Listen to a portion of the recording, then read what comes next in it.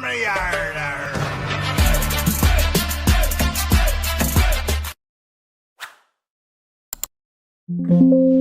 नमस्कार दोस्तों, मैं आपका दोस्त जजमान सिंह अपने यूट्यूब चैनल बीबीएन ट्रेडिंग में आपका स्वागत करता हूं। ये वीडियो प्योरली एजुकेशन पर्पज से, इसमें सीपीआर के 15 ट्रांजैक्शन पैटर्न के अकॉर्डिंग हम सीखते हैं, समझते हैं और चार्ट पर अप्लाई करते हैं। तो पहले हम समझते हैं कि ये पैटर्न है क्या। ये हमारे पास OD setup, OD rejection, evening star, morning star, PPT setup, DCPR, green candle retracement, green candle breakout, red candle retracement, red candle breakout, M reversal, W reversal, gap up rejection, gap down rejection, CPR breakout। तो ये हमने 15 structures देखे और वही structure हम practically देखते हैं। Chart पे बात करें तो आज कल के दिन बजट था और बजट के हिसाब से मार्केट किसी भी पैटर्न को रेस्पेक्ट नहीं करती। उसके हिसाब से आप देखा जाए तो हमारे पास यहाँ कोई भी पैटर्न नहीं बना था। बात करें यहाँ पे इसके नीचे क्लोजिंग करने पर नीचे से स्ट्रॉन्ग बाइंग सी रिजेक्शन दिखा, प्राइस धीरे धीरे मूव किया और फिर यहाँ से रिवर्स हुआ। यानी कि हम अपने यहाँ की बात करें तो यहाँ के हिसाब से आपका स्टॉप लॉस यहाँ होता है जो इस कैंडल में ट्रिगर हुआ। यानी कि यहाँ पर हम एसएल हिट हुआ, पैटर्न था आपका जीसीबीओ यानी कि ग्रीन कैंडल ब्रेकआउट के हिसाब से। बट आज के दिन न्यूज भरा हुआ था तो इसमें पैटर्न वर्क नहीं करते। बैंक निफ्टी को देखें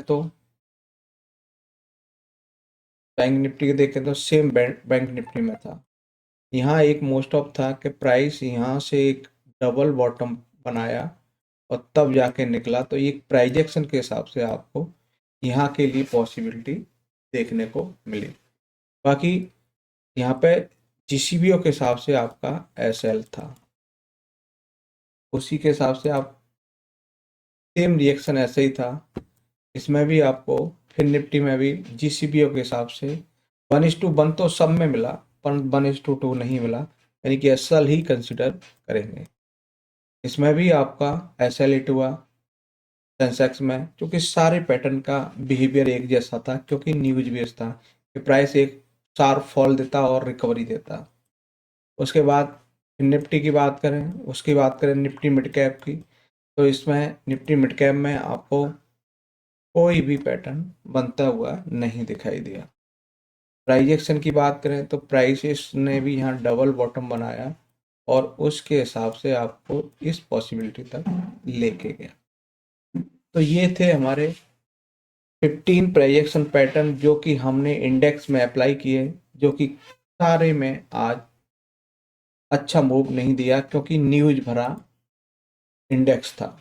अब हम स्टॉक में देखते हैं। स्टॉक में है ना पीपीटी सेटअप बना, हिंदुस्तान यूनिलीवर उसके हिसाब से मूव देखने को मिला। हुडको में बना ओडी सेटअप, उसके हिसाब से मूव देखने को मिला। और ग्लेनमार्क फार्मास्यूटिकल में ओडी सेटअप बना, उसके हिसाब से मूव दिखा। एंजल वन में आपको रेड कैंडल ब्रेकआउट के हिसाब से मूव देखने को मिला और यहाँ से एक perfect move 1:2 risk reward ratio के हिसाब से देखने को मिला। फिर है हमारे पास आदित्य बिरला कैपिटल, इसमें आपको रेड कैंडल रिट्रेसमेंट के हिसाब से दिन की पहली कैंडल से आपको रिजेक्शन मिला। फर्स्ट टारगेट ये रहा और सेकंड टारगेट इसके लिए ये हो सकता है। उसके बाद नेक्स्ट है मैरिको में भी आपको पीपीटी सेटअप के हिसाब से मूव देखने को मिला।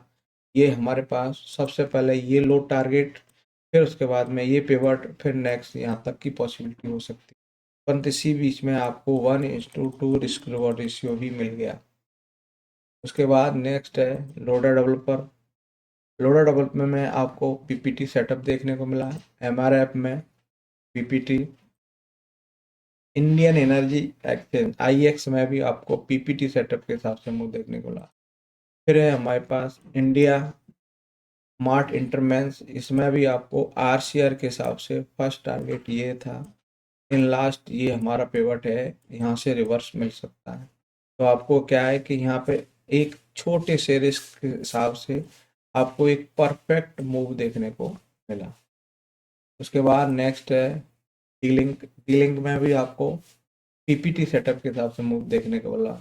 इसके बाद इन लास्ट है गुजरात अम्बुजा एक्सपोर्ट, जिसमें भी पीपीटी सेटअप के हिसाब से मूव देखने को मिला।